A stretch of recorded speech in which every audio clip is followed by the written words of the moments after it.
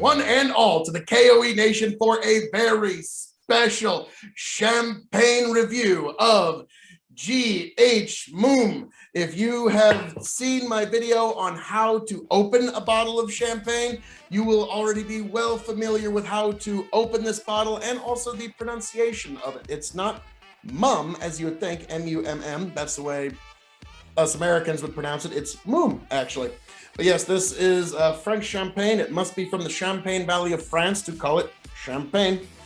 And let's take a look here. Now that the bubbles have settled a little bit. Marvelous, marvelous stuff. Now, you can't quite see it at home, but even with as shallow as I poured it, there's still bubble ups. There's still those little ropes of bubbles. Getting crisp apple.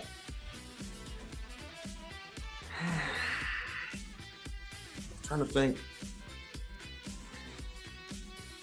There's like a minerally rockiness there, which a lot of French wines will have that. Their soil is just generally a lot more mineral rich, a lot more stones, a lot more rocks. Well, folks, goodness gracious me. Let's see how it hits the palate.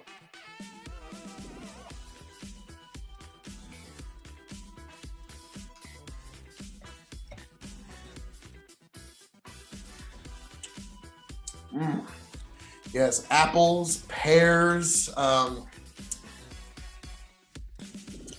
tiniest bit of tart cherry on the back. Oh my. This is a very, very good sparkling wine. My goodness gracious.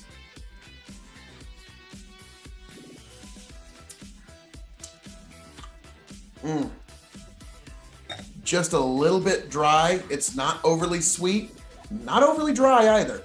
Seems to be just right for what you would expect a good celebration party champagne. Now this cost me $40 and it came with two little glasses too. So yeah, I figured why not. But for the review, I'm pulling out the fine crystal. So we are gonna grade this on a couple different scales.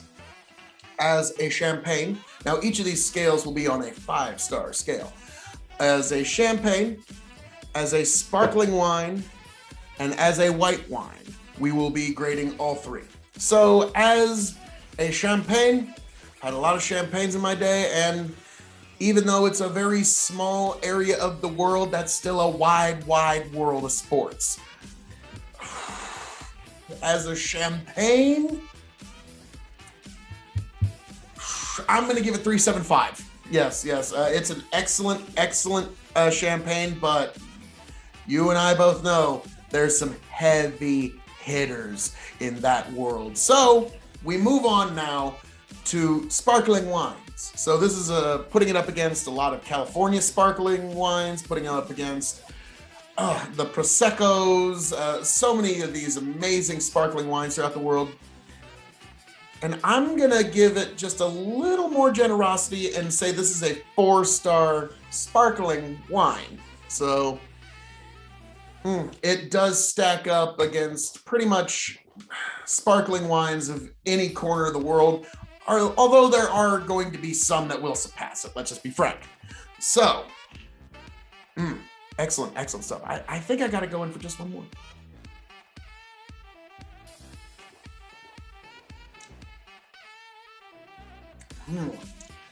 There's like an extra flavor I can't quite pick out. There's like this earthy, rooty, I can't quite pick it out, but it's there and it's marvelous. Now, as a white wine, I'm gonna go ahead and give this 3.5. You and I both know that in and out of the world of sparkling wine and just white wine, there are just some magnificent things to sample. This one is definitely better than I'd say at least half of them, but once you get into the higher echelons of that other half, we all know that wine can get pretty crazy. So this one, I am going to go ahead and say, if you have a celebration, if you have some sort of get together, you got some good friends coming over and you want to just be able to pop a bottle, this is also an excellent New Year's Eve bottle. It's quality champagne, but it's not going to break the bank either. So you can actually have fun if you do want to actually do the pop the cork. If that's something you want to do, I'm sure you can. I would definitely recommend you don't, and definitely recommend my how to open a bottle of sparkling wine video. But folks, definitely give GH Mumm a sip of your time if you ever get the chance. But folks, as I'm known to say around here, all that being said, thank you for joining us here for our review of GH Mumm Champagne from the Champagne Valley of France. I am your King of Extreme, Phil K.O.E, signing off, handing it off, and raising my glass and toast to all you beautiful people.